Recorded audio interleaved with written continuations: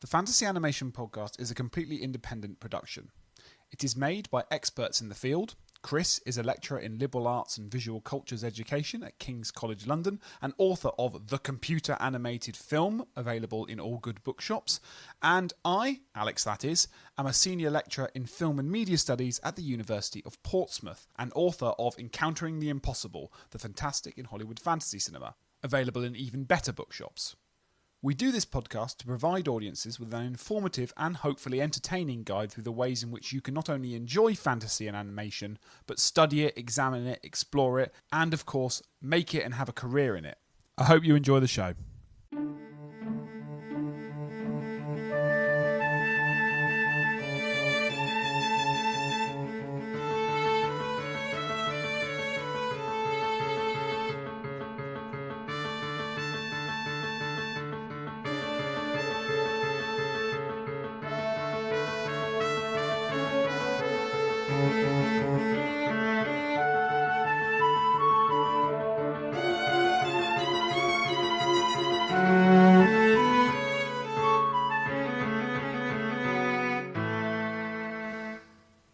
Hi listeners and welcome to the latest episode of the Fantasy Animation Podcast with me, Chris Holliday.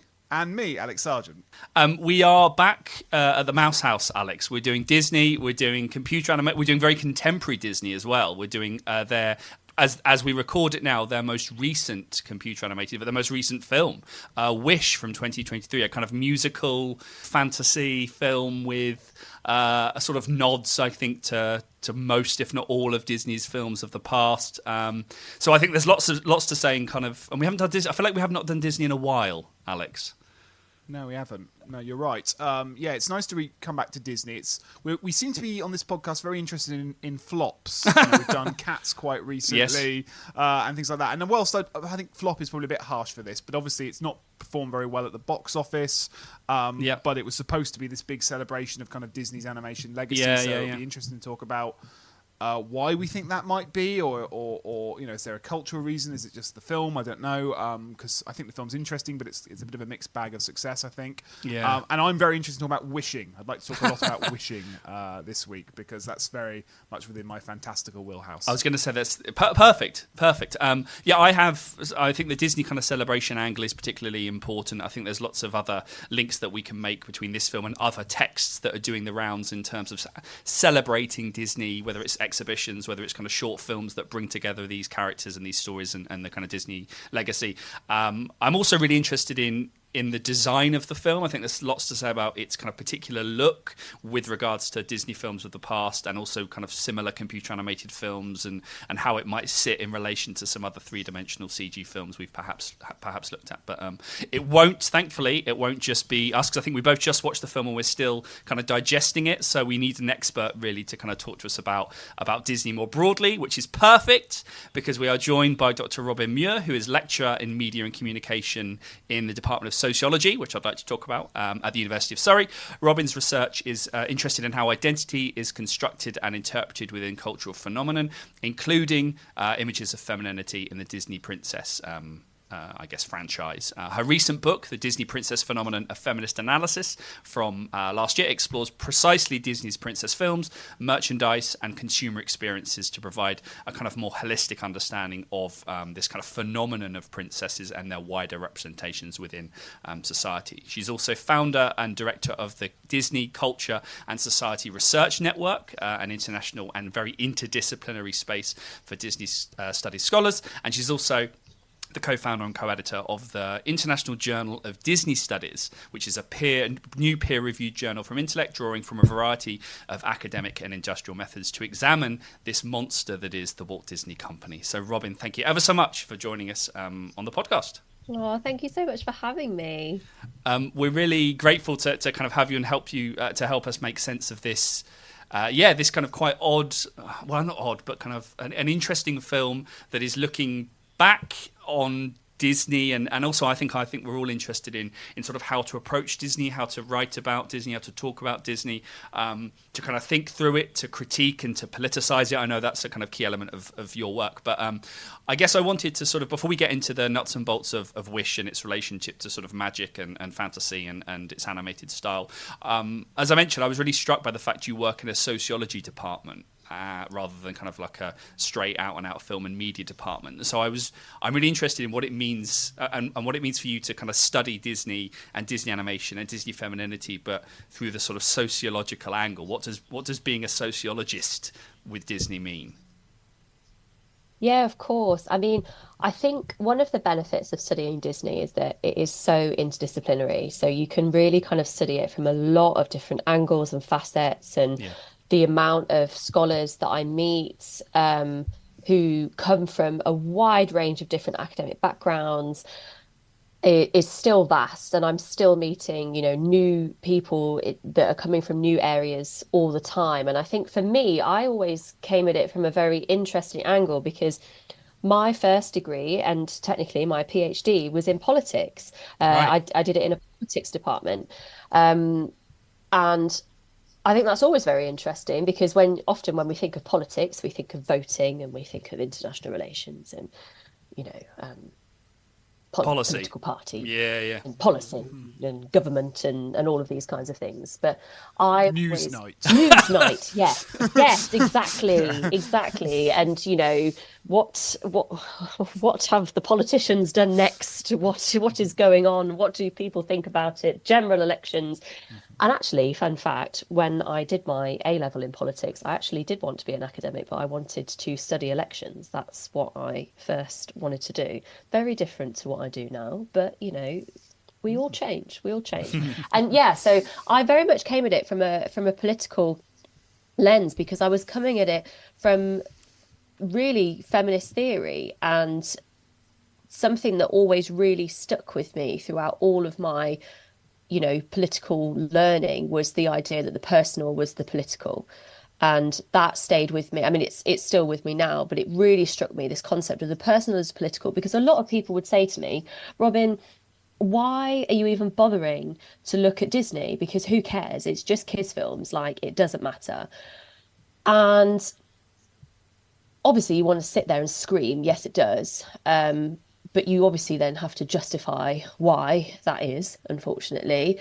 And I think the main thing is that things that are personal to people, and obviously, yeah, in many kind of like feminist theoretical circles, we can talk about, women's voting rights, we can talk about bodily autonomy, we can talk about all of these kind of like key things. But actually, things that are trivialized, like children's media and even women's media from a feminist media studies perspective. So I always really kind of came at it from this idea of how do we as a society explain these really important concepts around gender, around identity, around consent, around building positive relationships through films like Disney. And because Disney's such a huge global media conglomerate, they're one of the perfect kind of franchises and companies to choose to explore how we make meaning about all of these important things. So to bring it on to Wish, I guess if I could ask you sort of a two-part question or a two-part challenge for you, maybe to start the podcast off, which is that one, could you tell us the story of the film as you see it, so that I suspect some listeners might have seen it once and maybe have forgotten it, or some actually, as unusual for us, probably haven't seen the film because it's only been out relatively recently, and then maybe tease us with what kind of, in terms of what you're just talking about, the politicking of Disney, the way Disney contributes to these ideas, what ideas did it throw up for you that we might sort of have a little chat about over the next hour or so? Yeah, of course. So I was not sure what to expect from Wish based on a lot of the trailers, and Disney do this a lot now where you think it's going to be about one thing and then it really turns out to be about something completely different that you weren't necessarily prepared for. But essentially, Wish is a film about a kingdom called Rosas, and it's kind of based in an island in the Mediterranean Sea. One of the first things that really kind of like threw out at me at this was just the vagueness of that. And obviously, in many aspects of kind of fantasy and animation, there is always going to be a vagueness around kingdoms and things like that. It's this mystical, magical kingdom that, isn't real. But obviously, there are some senses of communities, and you can kind of see the way that some communities are being represented and how different cultures are kind of being put together, which kind of has its benefits, but also has its complications as well around kind of representation. And that was something that kind of really immediately struck me about the film, which was the setting. Yes, so there's this kingdom of Rosas. It's a magical kind of island where there's a king and a queen, King Magnifico and Queen Amaya. And Magnifico basically grants the greatest desires, their greatest wishes of his subjects. And it really turns into this really big spectacle, an event. You get your wish granted. Not everyone does, and it's just this really magical kind of appearance. And it's a way that Magnifico is loved and cherished by all of the people in the kingdom. But we start to see some cracks in what appears to be this quite utopia vibe of a place. And this is where we're introduced to Asha. And she is a member of the Kingdom of Rosas, and she's interviewing to become King Magnifico's apprentice. And it's at this point where she starts to realize that all is not what it seems, and that actually people are giving up their wishes to Magnifico, which is giving Rosas a lot of power, and to an extent Magnifico a lot of power, and then they're forgetting their wish. They no longer remember what it is, which, I'll be honest, was the first red flag. And then she's like, well, what are some of these wishes like? Why won't you grant them? And he starts to get super defensive, which is obviously the second red flag, where he's all like, well, I deem what is right and what is wrong and what's good for Rosas and what's not. And then you're like, oh, okay, like this, oh, right, this isn't good. Yeah. And Asha is kind of like, no, this isn't right. She really stands up to it. This obviously does not go down well. And she does not get the internship, the apprenticeship, so to speak, but she leaves with this sense of, this is hugely unjust. I can't believe this is happening. I need to do something about it. And she's trying to tell her family about it, and they're not really believing her. So again, you've got all of these kind of like wider cultural community issues happening. And so she runs away and she wishes on a star, and that's where it really starts to kick off, because the star actually appears.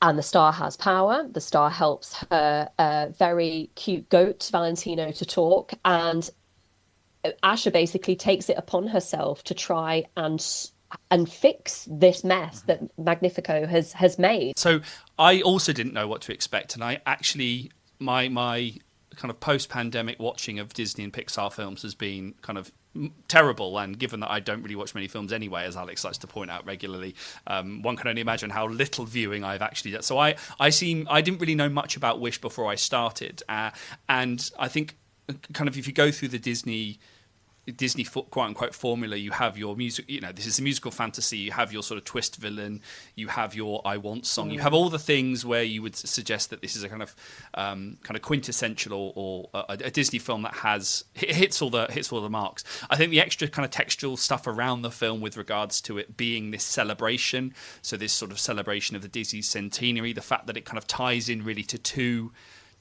simultaneous, I think, events within the Disney corporation. One is the Disney 100 exhibition, which features this sort of hologram of Walt welcoming people to this exhibition and kind of curating this history of Disney as a company and Disney animation to visitors. And then the second one, perhaps more directly, is the link to that short film Once Upon a Studio, which perhaps with more intensity brings together all of these kind of characters from Disney past. This film, I didn't kind of explicitly see its kind of, I didn't explicitly see its references or its status as a celebration through this sort of accumulation of different references.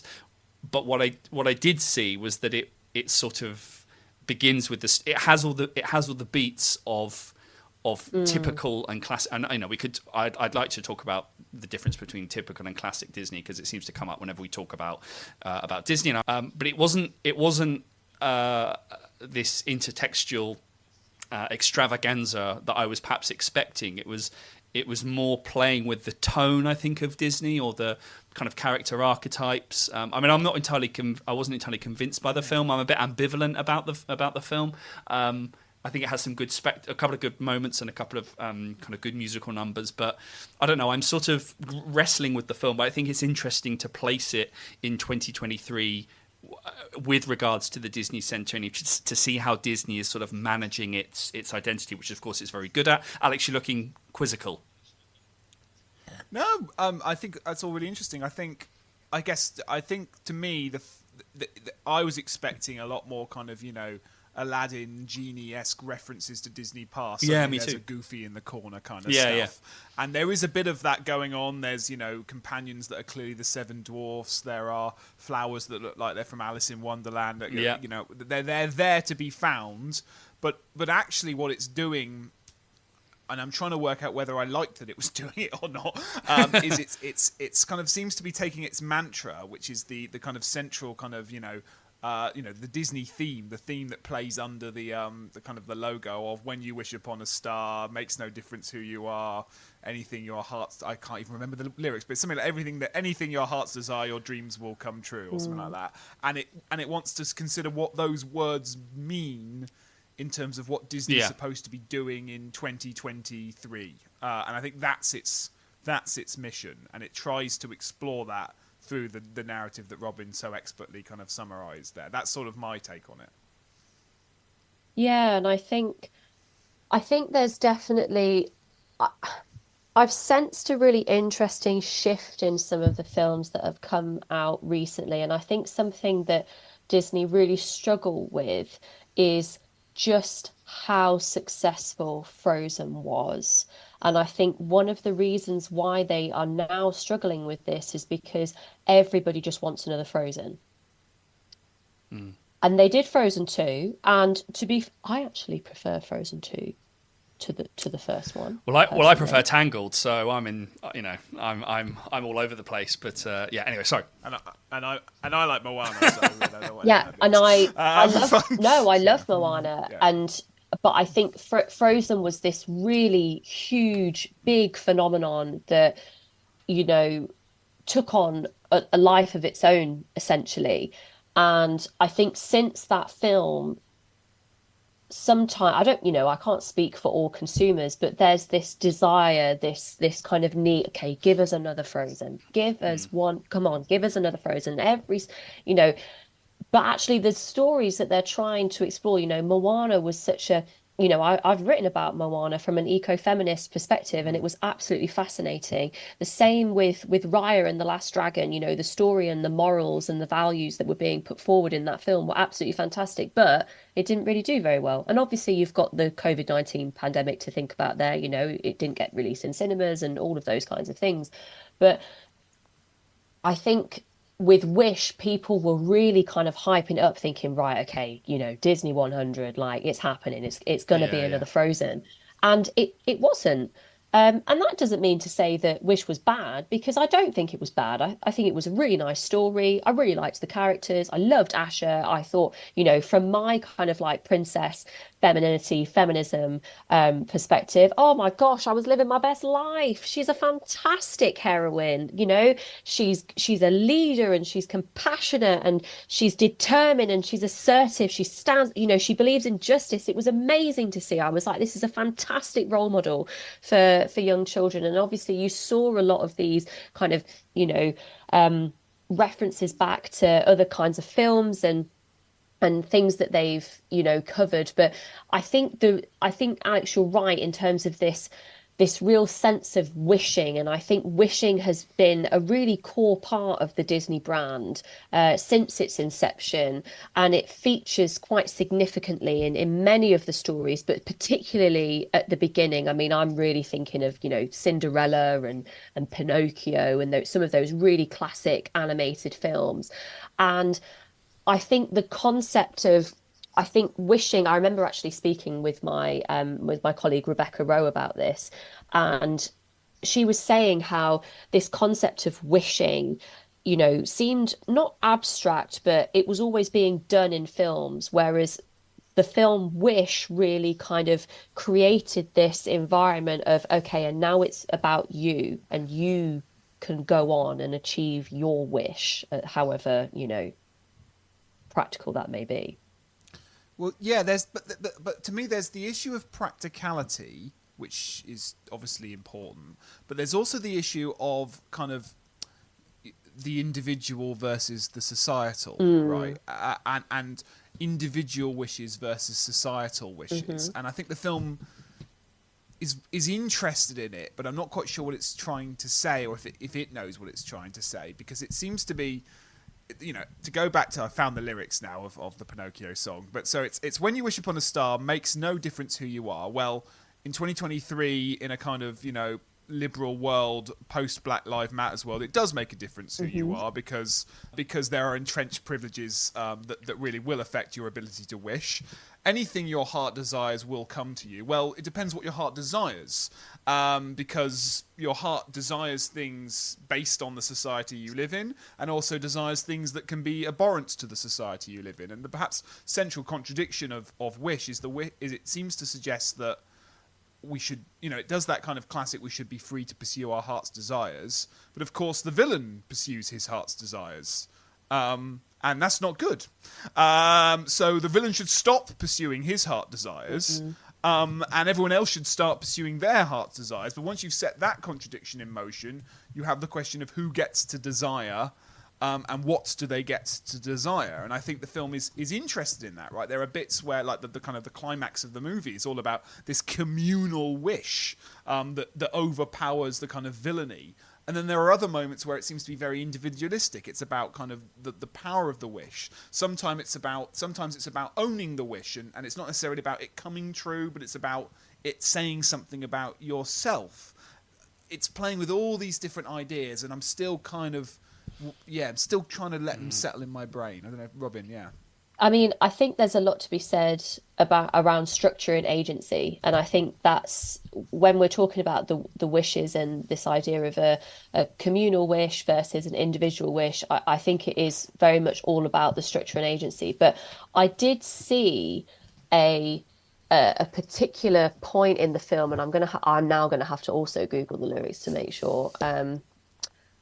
But it's in the song "This Wish," which is my favorite in the film, and she says, where is it? So I make this wish to have something more for us than this. And I think that particular line is really kind of addressing, there's a lot. I mean, you could really get kind of like philosophical about this, and I'm thinking about like Plato's cave and this idea of, oh, okay, so we're all sat in the cave and we're seeing all of these, you know, projections from the wall behind us, and that's all we've known, so there's no reason for us to kind of think beyond it. Whereas actually in this case, she is thinking beyond, you know, what has been presented to her in this community. But you're also absolutely right in terms of, you know, doesn't matter who you are, it does, and it's the concept of the kingdom of roses, aside from the really weird king who goes on a bit of a power trip and, you know, weird, that is this kind of, you know, is very utopian in its conception, this idea that, you know, everybody is, you know, lives in harmony and lives together. And I think that's where you really kind of dig into this fantasy, because I think that's a fantasy for many of us, the idea that we can all, you know, live together in our cultures, in our different communities, in peace and harmony with one another, but in the real world, that is not always how things work, and not everybody gets to make those wishes or gets opportunities in the same way that others do. And I think that kind of leads us to this area of what can be quite complex in any film, not just animation, but any film, is how much of that film is designed for us to be able to escape to. And it's this glorious idea of, okay, we're going to imagine that a place like this could be real and that I could live there and how wonderful that would be, versus the reality that you actually find yourself in. And I think that can be quite a complex thing for audiences, because for many of us, myself included, I use all forms of media as a way to escape the things that I'm currently that are within my reality. Um, and I think that's something that's really hard to kind of grapple with. How much can we put on, companies to kind of produce these worlds that we know aren't real and aren't necessarily even attainable, versus, well, is it nice for us to just think about conceptualizing that world even for a short period of time that would potentially create change in the future? And just to kind of just to continue on that thread, I think that's what I found most interesting about the movie, is that with theories of fantasy in my head, if you throw with Plato, if you throw like a sort of a very radical kind of a Zizek at this kind of thing, that what the argument would be that the fantasy isn't the Disney rhetoric of fantasy is often what we do is we allow you to wish and we allow you to make your dreams come true. But actually what fantasy is it provides the schema by which you know what to wish for, right? It's that kind of, it's sort of what you said there, Robyn, it's the impossible object grasped through fantasy. And Disney's created a hell of a lot of impossible objects for us over the years. So I started thinking about so who's Disney in this movie? And obviously the answer is it's the lovely star that comes down and grants all our wishes. But certainly before that arrives, there's a good argument that kind of the villain is Disney, right? The villain is Disneyland. It's I am the wish giver. Come to me with your wishes, and I will either take them away if they don't fit within my kind of model of what this culture needs to look at, and give you something else to wish for, or I'll make them come true if they're as banal as you want to sow something. I'll morph the collective will of wishing into what works for our society, and if what you want is some Disney ears, then that's fine. We can make that come true. But if what you want is peace, harmony, structural change, structural change, well, there is no diversity land. So I think. I don't. Obviously, that's not the reading of the film it wants or encourages. But it is to give the studio credit. It's in a film called Wish, where there is a wish giver. To even dangle that as a way of thinking about a movie is relatively I don't know, conniving or brave, one of the two. Yeah, I think that's very interesting, because, of course, at the end of the film, and I'm sorry for anyone that hasn't seen it and therefore this spoils the ending for you, is that it's Asher who essentially becomes the wish giver. Yeah. And maybe in some kind of strange way, it is this kind of journey, right? So at the beginning, we've got King Magnifico, who decides what wishes are given and what wishes aren't. And, maybe that is kind of like an allusion to the Disney company, and it's kind of like the way that it has created particular images and, really kind of like cultural changes, really. Obviously none of this was happening in a vacuum. Disney didn't do it alone. There were there were loads of other things that were happening at various points in history that contributed to a lot of, kind of cultural changes and cultural norms and expectations. But Disney was a part of it for sure. So you've got that kind of bit. And then you've got the kind of very kind of hopeful but abstract, oh, okay, well, here's a star that's come down, and the star can, like, it just kind of shakes itself around and, can make animals talk and whatnot. But then at the end, it's Asher who's given the wand, because Star has to go back to the sky because Star needs to go and help other people. And it's Asher that's kind of given that power. And sometimes I wonder if, it is almost Disney kind of saying, the power is now with you. And to an extent, it's very complex, isn't it? Because on the one hand, Disney have come far, in many of its endeavours in terms of how they're trying to do things and the ways in which they're trying to do them. They have come far. That's not to say that they do not have further to go, and they have made various amounts of mistakes along the way.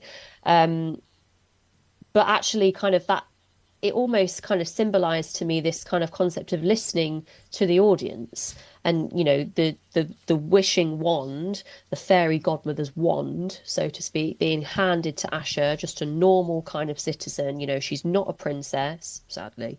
That would have been great for my research. But she's not a princess, she's not a queen, she's not this kind of like magical fairy, her hair doesn't glow, she's not an ice queen or anything like that. She's just a normal person. And I think that says something, because yes, you've got these wider kind of structures and agency within that structure in terms of, okay, well, how much is she actually going to be able to do? But at least it's kind of there. And I think it signifies that they are kind of listening. And I think in many ways they have listened to what their audiences want, but I think in other ways they've really struggled with some of the moves that the company has made and how they have made those moves. So I think I'm not going to say it's completely self-reflective, because I think ultimately they wanted to make a nice story about this concept of wishing and, the birth of the fairy godmother, which can obviously lead to various kind of sequels and whatnot. But I think there is something really there about this transferring of kind of or this encouragement of more agency in audiences. I mean, it's the tensions in the film that you both kind of described and the ambivalences that I find quite interesting, because there's the key line. Well, there's lots of things. I think one is there is despite her normality, there is a sort of broader framing of Asha as in some way like exceptional. It's similar to sort of Encanto, that there's a degree of exceptionality given that the star sort of falls from the sky, like, and even Magnifico. Yes. It's like, what happened here? Who is this person so there's an interesting sort of, she is both normal and exceptional, and in fact she has to be exceptional because apparently for all their collective desire, the town still want a ruler who controls. So they sort of there's a kind of interesting tension, because that you have these individual wishes. You have these individual wishes that are framed in these inside-out like orbs, these little memory / inside-out style orb things. So you have these individual wishes that are then supposed to be when they are returned. There's a funny line when they're returned at the very, very end. One of the characters says something like, one of the male characters says, "Oh great, I've got my wish back. Now I'll be able to like work for it." And it's like, oh okay. So I read the town as this sort of. They're still individualized. There's still this kind of they're a group of individuals who still want a ruler to control them. The issue that they seem to have, and the film has with Magnifico, is that he hasn't worked for it because he's not willing to actually. There's something when that character says something like, "Yeah, I've got my wish and now I can work hard for it." It's sort of presenting this really interesting, very American way of thinking about wish fulfillment versus this magnificent. The American dream. Yeah, well, exactly. But it's and that's where the film doesn't really. It's a bit jarring, because I kind of take Alex's point that Magnifico has the same. He's not really done anything wrong. He's just doing what the film sets up at the end as something we should all do. Like we should all look after. No, go on. Just for the record, I think he does quite a lot. No. But I guess my point is he followed his hopes and dreams. Who is allowed to make that judgment? Yes, exactly. He is one of on the same logic. We should all be allowed to follow. Yeah, exactly. So they've just a lot of characters could begin. Any one of those that member of that community could continue on that trajectory and become the next Magnifico quite easily, because they've all been given the power to follow their own wishes. So things are very personal to them. There doesn't seem to be. There's a real tension in the film between collective action and desire and individuality, and I don't think the film reconciles that by the end, because individual dreams are returned to the individuals, who then say, "Great, I've now got it, but I'm now a better person for that, and I can if I work hard, I might just achieve it." And then they go, well, we still want somebody to look after us. So this exceptional person, we want to be governed. We still want some degree of control. So they then anoint her as this sort of head of state. So it's a very odd, it's a very odd tension. But I'm intrigued. I'm interested in that as a potential conflict. Does this link to the point you made, Robyn, about kind of cultural specificity at all? In that he says having two goes at one word. In that there's something about the fact, but because there is no, for this film to be able to celebrate some kind of idea of collectivism as a wish that is meaningful and has value and isn't something that inhibits individuality, which seems to be largely what it's interested in. It would have to present some kind of coherent cultural structure. It would have to have some sort of, sense of cultural tradition, some sort of sense of tradition, or some sort of schema. And you're right. What the film the land is seems to, in its celebration of various different ethnicities, races coming together, it doesn't have that kind of sense of a coherent community. I don't know. I mean, I think the thing that really spoke to me when I was watching, especially this representation of the community of Rosas and the celebration of different cultures and different communities coming together. A lot of these people had escaped other kingdoms. From my memory of the film, there was this idea that you could come to Rosas and you would be safe there if you had to leave another kingdom. And I think that said a lot, but theoretically, something that really spoke to me was Edward Said's Orientalism in how the kingdom was being set up, because many times, and I'm not a fantasy expert by any means, but in my experience of kind of fairy tales, or at least representation of fairy tales in animation, the kingdoms are always incredibly specific.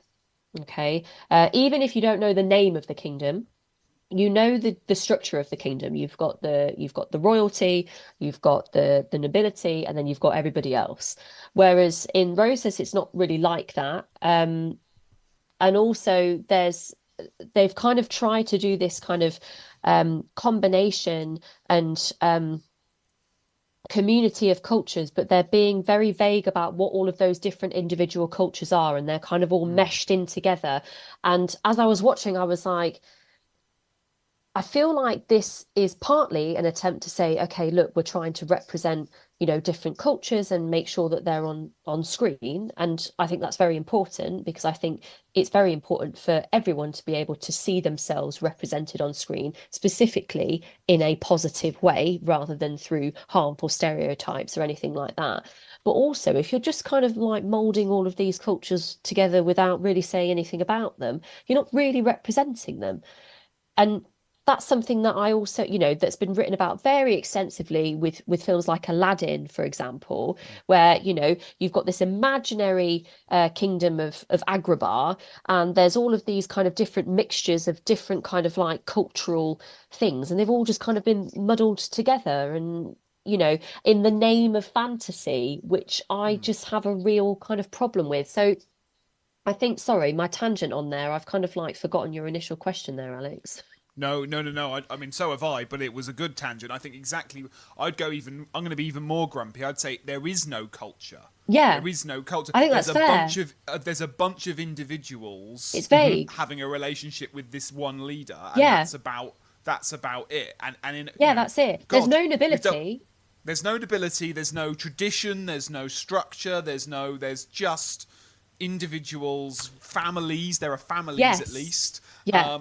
Families and one leader, and government and families is what it sort of seems to be. So it's, what we've done. Plato, Zizek, Said. Well, it's kind of a Baudrillard's famous criticism of Disneyland. It's bright lights and shiny things covering up an abyss of meaning. That there is no culture, there is no tradition, there is no history, there is no any of this stuff. And without that stuff, there's no collective identity to represent. And I don't know, I mean, this might be my naivety, but traditions always have to start somewhere, right? Like they always come from something, and something can sometimes come from nothing because you have to build it. But there wasn't really any building either in that film. And I think that was quite difficult. And something that really struck me as you were talking about, Chris, was when we were talking about Asha and, the fact that, I kind of got excited. I was like, oh, is she going to become queen? And then I was like, and then she can be in the Disney princess phenomenon. And I was being very selfish in my thought process as I was watching this film. But this idea that she is normal, but yes, she also had to be exceptional. And I think to me, that said a lot about identity politics, especially for a woman of color. This idea that, yeah, you need to be normal so that we can relate to you in some way, but you also have to be better than everyone else to prove how exceptional you are. Absolutely. And obviously that's not, as a woman, I've lived that experience in terms, I mean, I'm thinking of America Ferrera's, Barbie monologue. You have to be this, but you also have to be this, you have to be this, and you have to be this. And obviously when it comes to feminism and identity politics, it's inherently intersectional. It has to be. And I don't have the lived experience of being a woman of color, but obviously reading, authors like Bell Hooks, I'm working and reading scholars like Michelle Angerbag. There are things where this is it was really kind of speaking to me about this idea that the pressure was really all on her. Like, she had help, which is good because, heroines can't do it all alone. But there was also just this idea of, yes, you need to be normal, but you also need to be exceptional. And I think that's just a constant battle that many people have to constantly try and get through, but especially women. And that really kind of spoke to me, and it really kind of prompted me as you were saying that, Chris. Yeah. No, I think that's absolutely right. And I think there's something, I mean, writers that both talk and critique discourses of intersectionality and about multiple forms of oppression that kind of compound themselves, talk about and there's some writers from even like from legal frameworks, actually, when people like Wendy Brown talking about the way that the legal and justice system is set up, where women essentially have to pick their discrimination because they have to pick whether or not they feel like they're being discriminated against because of the colour of their skin or the fact that they're a woman, because the world is not set up to account for intersectional forms of injustice. So there are two little features that might jump us into another discussion here that are worth flagging up, which makes Magnifico not Disney. One is that he makes people forget their wishes, and obviously that, on a social, logical, kind of societal, structural level, that is exactly the opposite function of fantasy, right? The whole point of fantasy is that you remain stuck within an imagined relationship with the impossible object, and in a way, people losing their wishes is. It completely changes the game, because it means that the story becomes about kind of giving people back their identity, when actually, rather than kind of tying them to the social, he'd be actually a much better villain if he made them just remember the wishes and remind them constantly that they haven't been granted yet. That would be a much more devious plan. The second thing that's worth flagging up, which makes it clearly that he's not Disney, is that, and the heroine's name, who's I've forgotten, Asha, draws, and she likes drawing, and that's a little clue that it's to the drawn that we must now go. And I wondered if that would be a good segue to now talk about Star and the effect of the star, and because we saw there's a whole kind of, is it a subplot or a sub bit of this movie that we haven't really spoken about, which is this kind of the effect of the star on the world, the whimsy of the star on the world. We get dancing chickens, we get whimsical goat sidekicks, we get, this is where it feels at its most Disney celebratory. So I think that Star offers belief. On the one hand, Star is just cute, and is definitely there for making the money and pennies for merchandising, which, I'll be honest, I will admit, they absolutely did for me. Did I buy the light up Star Christmas ornament for my Christmas tree? Yes, I did.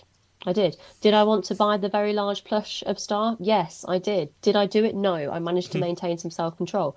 But I think so if I'm going to be like, if I'm putting my merchandising hat on, like on the one hand, that was all about the merchandising of it because it was this very cute anthropomorphic star that doesn't speak, Mm. very adorable, flitting around here and there, doing very cutesy things and basically enabling and empowering Asha to continue on her journey because really it's Asher that's doing the work. Like Asher is pretty Hmm. much doing it all, right?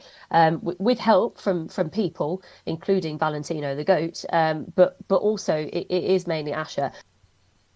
I think all of that's true. I think where I'm left kind of with a slightly puzzled expression is right, but it's not like the star comes down and makes Pinocchio a Mm, real boy, or I mean, it gives him the star gives her a wand at yeah. the end of the film, but that's not what drives the Mm, plot. It comes down and it turns a goat into a talking sidekick and creates a kind of bit of mm, chaos. And I'm kind of really interested in, because I think you're right. There is something.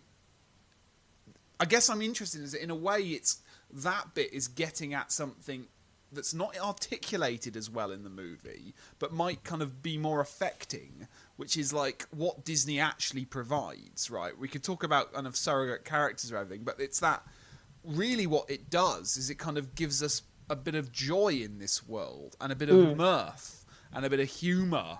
Everyone's very kind of, there's a few gags, but everyone's quite kind of, guarded and sincere, and everything's taken very seriously. And then we get some wisecracking and some, we get this, a Sebastian the Crab-esque character. All these kind of, we're reminded of Disney's capacity not to just kind of provide message and dogma and that kind of thing, but actually kind of just do mm, silly things. And it's the introduction of silliness into the movie at that point where it almost feels more sure-footed. It's like, okay, this is what Disney provides, and I don't know. I'm not quite sure what it is, but it's this kind of I mean, cuteness is a really mm, interesting thing. It provides cuteness. Hmm. What is cuteness? Cuteness. There's an aesthetic quality to cuteness. There's a subservient quality to cuteness. There's there's lots of things going on there, but it provides these kind of aesthetics that we all know Disney for, and perhaps are far more powerful and affecting to young audiences than any. Do we really remember when we watched Snow White, the I'm Wishing song and the problematic waistline? Probably, subconsciously, subliminally. Otherwise, there would be slightly less societal ills. But what we're struck with is what's the spell it casts is it's dopey. It's the Seven Dwarfs. It's the magical animals. It's these kind of these moments of whimsy. I guess is what I'm interested in. So it's almost like the star is quite functionless, despite being very powerful. Yeah. No, I think the kind of the idea of kind of characters and function and I was thinking about kind of Disney's relationship to neoteny and character design and there is a the star's function as a piece of merchandise in this kind of cute anthropomorphic. There are discourses of cuteness that also feed into the representation of Asher in terms of waist, big rounded face, big round eyes. So all of the characters are touched by this kind of this element of cuteness because that's what Disney going back to Janet Wesco writing on Disney and talking about the idea of neoteny and the childlike being a function of design, that cuteness is embedded. Yes, it definitely has a obviously it does have a merchandising kind of quality, but what does it mean? What does it mean when it's also in the film and the kind of problems of it being in the film? Because I agree with you that it's there to sell. It's there to sell merchandise. Great.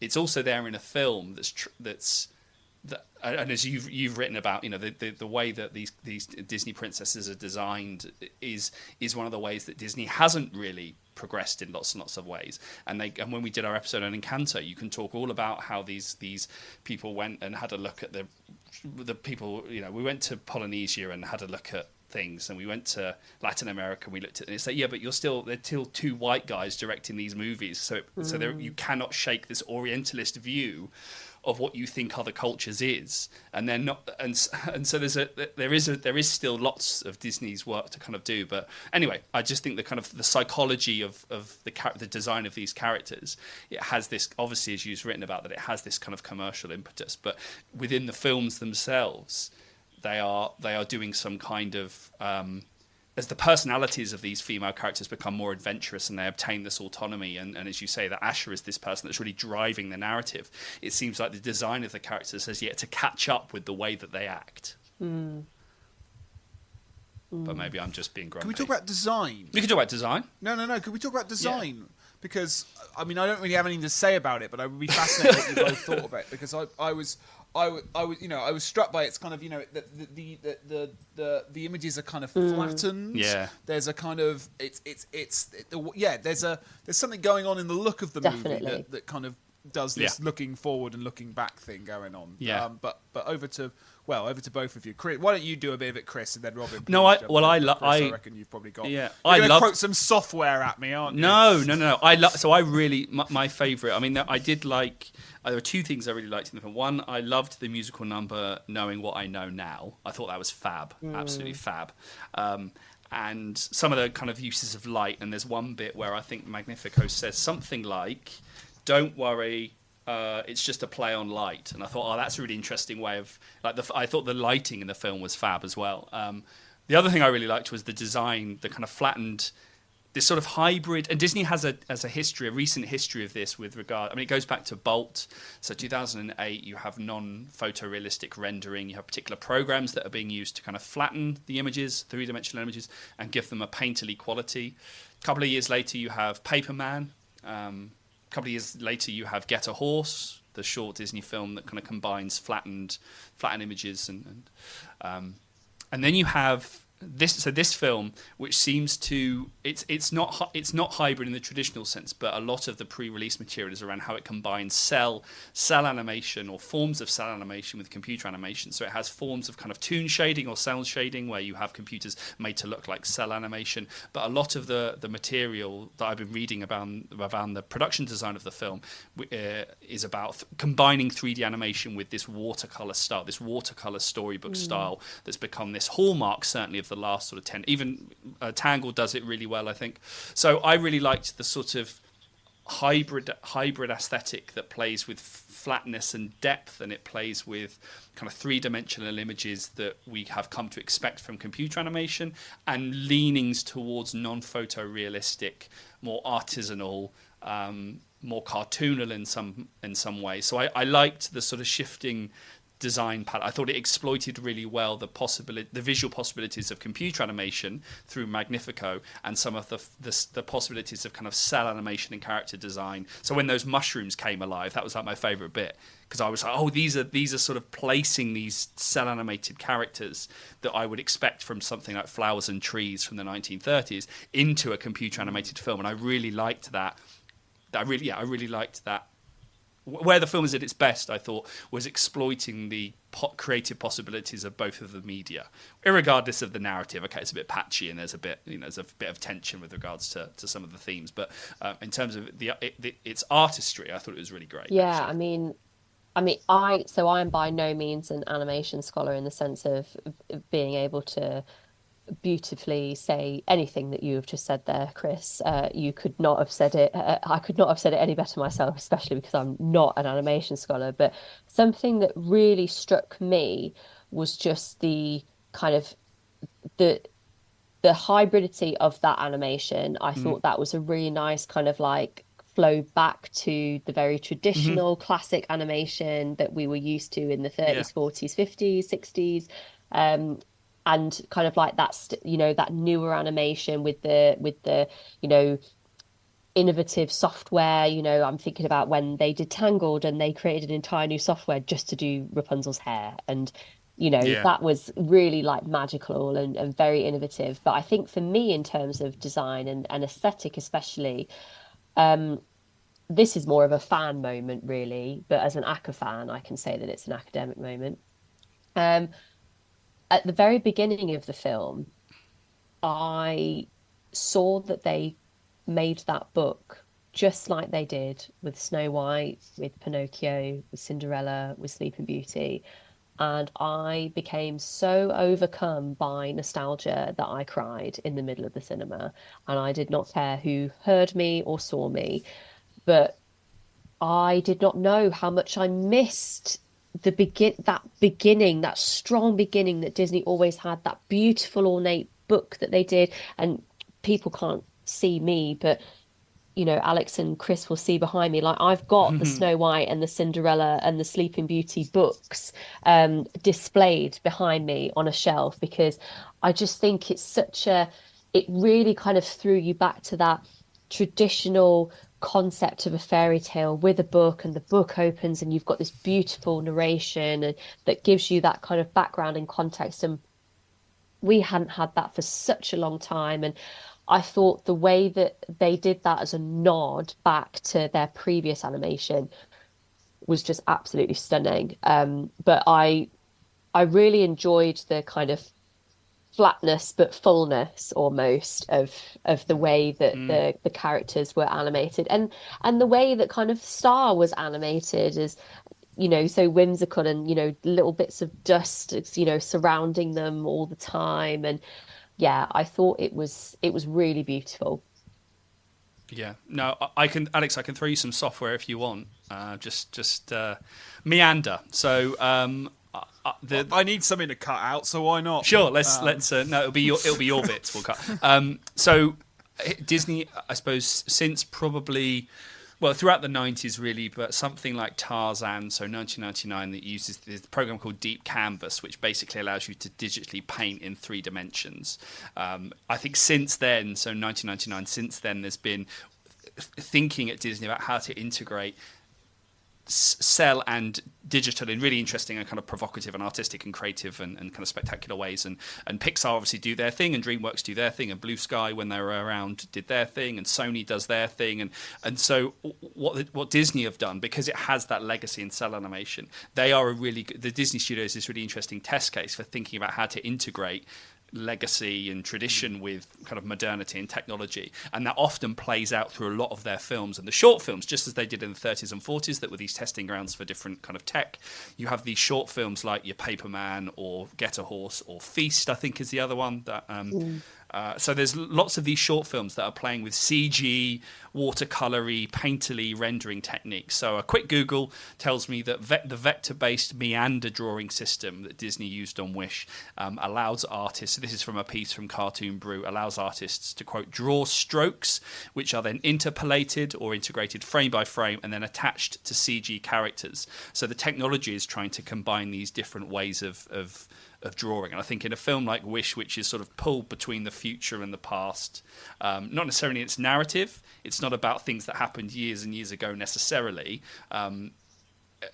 It's all very self-contained, the film, actually. And they talk about memories, but they never really suggest how long these memories have been sitting in this thing. It's a bit confusing. But visually, that's where it plays with the old and new, and that's where the nostalgia comes from, and you have the classic versus the mod. So yeah, I thought I agree with Robyn that I think there was a kind of beautifully the flattened, what you said, flattened, and the fullness of the images I thought were really great. Yeah, one of its best qualities. Vector-based meandering. I thought it was. Yeah, you said that. Yeah, you texted me before. Meandering. Yeah. That old chestnut. It's gonna be that. Yeah. It'll be meandering, but it'll be mainly vector-based. Yeah, of course. Yeah, cool. I have one final question on the movie, and then we'll wrap up, and Robyn can tell us a bit about some exciting stuff you've got coming up. But the film didn't do very well at the box office. That's not that important to. I don't find that very necessarily interesting in and of itself. Sometimes I think film historians are very guilty of equating artistic, commercial success and cultural success as somehow the same thing. But it didn't do very well, and it's kickstarted a kind of debate about where Disney goes next. So, did you have any thoughts as to either why it didn't do very well or what the consequences of that might be in terms of what we might expect from Disney in the future? I mean, I think there are lots of reasons why a film doesn't necessarily do very well at the box office. I think one of them is how cinema habits have changed since the global pandemic. Less people go to the cinema. That doesn't necessarily mean that that's the exact reason why Wish didn't do as well as, they were perhaps hoping. But ultimately, I think it will absolutely, kind of play a part. I also think there's a lot to be said. Something that I was looking at before we had our chat today was, what were the different kind of successes of Disney princess films at the box office? And because Disney princesses are my kind of area of research, and obviously Frozen and Frozen 2 are very much at the top, followed by Beauty and the Beast and Aladdin. But then actually after that, like there's a really huge discrepancy between the those few. So for example, according to MovieWeb, Frozen 2 was $1.45 billion.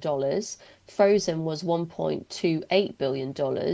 And then actually, if I go down to the next kind of non-billion dollar film, it was Moana in 2016, and it made us 645 million. And I think sometimes, and obviously Wish didn't do as well as that. It looks like they only made about 209.7 million at box office. But let's be honest, like that is it's not bad. It's not awful. It's not as good as some of their previous films. But again, I think that's where some of the problems and some of the comparisons to, oh, but it didn't make the billions that Frozen did. And actually, if you look at it from I'm going to look at it from a Disney princess perspective. But actually, if you look at all of the Disney princess films that I can see in front of me, only one, two, three, four of them made a billion. And actually, one of them was Beauty and the Beast, and it was the live action remake rather than the animated one. So I think there really is something to be said there about not every single film that Disney is going to make is going to be a blockbuster. It's just not. It's just not. And unfortunately for them, their Disney 100 Centennial celebration film was not one of those. But ultimately, you can't win at everything. Also, I'm not going to lie, I think it's also really important to think about the wider films that came out this year. And I'm sorry to say it, I'm wearing the sweatshirt, but the Barbie movie absolutely smashed it. And whilst they're two very different kind of genres of film, ultimately there were other things that were kind of happening throughout this year, as well as, impacts on audience habits around cinema going, but also just kind of the legacy that Disney's had, where, it's not always going to work out the way that they want it to. Well, Disney Animation... If only Magnifico would learn that. Yeah, well, no, I was going to say, because Disney Animation, as we know, and it's often talked about in phases, and I was kind of trying to collate some of these phases when thinking about the way that popular discourse and critics have sort of worked through some of the Disney phases, certainly since, I guess, the Renaissance. So all these sort of digital Disney, revisionist era, renewal era. We're currently out of the end of the reboot or the revival era. We already know that Disney works in these peaks and troughs, and I think certainly something like Strange World, which didn't do particularly well. And I think that was released directly on Disney Plus, wasn't it? Yes, it was. Strange World. Yeah. So that one, I mean, we can talk about how the narratives aren't necessarily as successful, or they aren't as good, or whatever it is. Disney films, and I feel like this way with the Bond films as well, because they're this fixed. They're always going to be compared. They're always accumulative. It's not as good as the last one. This Bond girl's different to the other one. It's different that you've already seen. So the stakes are quite high for something like Wish because of the celebrations, because of it, the fact it ties in with this short, with this exhibition, the fact that we are where we are with Disney. We Steamboat Willie. We can now all make a Disney film with Mickey Mouse in it if we want to. All these things that are happening in 23 and 24. Yes, COVID has impacted the way that people go to the cinema. If you think about the latest Mission Impossible film, the kind of box office of that. But Disney, they're always going to be judged in relation, especially when Disney do like a magical film that trades heavy on the nostalgia. It's setting itself up for these comparisons. But you're right, Robyn, that they're not always going to do particularly well. And unfortunately, certain critics will go, well, the reason it didn't do very well is because it focuses on a woman of colour in the lead, and not make all these claims about why films don't do very well because it likes to have, these critics like to have a target. These are the real reasons it didn't do very well. It's got nothing to do with the story or the fact that people are just a bit kind of fatigued maybe or scared to go back to the cinema. It's definitely because somebody cast whatever Ariel as a black woman. How dare they? So there's all these different things that are going on, but I wonder what the sort of the legacy of this film will be in response to your question, Alex. Whether it will be rediscovered or thought through, or kind of I don't know. It's always with Disney. It's always great. I wonder what they're going to do next. So that's maybe the exciting thing as well. Speaking of things that people will be doing next, look at that. I've done over 100 of these. Robyn, you have some things coming up in 2024 that listeners might be very excited to hear about. So many things kind of coming up. Firstly, the International Journal of Disney Studies is open for calls for papers. So anybody who is interested in writing about Wish, maybe, but also writing about anything to do with the Disney company and its intellectual properties. We have got calls for original articles, for book reviews, but also for commentary as well. So if you went to the Disney 100 exhibition, or you're going to the one in Chicago, which hopefully I am, or you've been to a Disney park and something has happened and you want to tell the academic world about it, then please submit so that we can share your scholarship with the world. So there's that, which is very, very exciting. Our first issue will be coming out hopefully early 2025. So it's very exciting at this point in time. And then we also have our Disney Culture and Society Research Network conference coming up. It's the second annual conference, and it's going to be taking place in June of this year of 2024. So do head over to the website, to the Disneynet website, to kind of check out the conference, to be able to attend panels and keynotes and activities. And if you're interested in Disney studies and you're a Disney studies kind of person and you want to find more Disney studies people, then the Disneynet website is definitely an easy place to find people. Join, become a member. We do members events, we do mentoring, we do all sorts of things that are kind of equipped to helping Disney scholars enhance personally and professionally. That's what it's all about.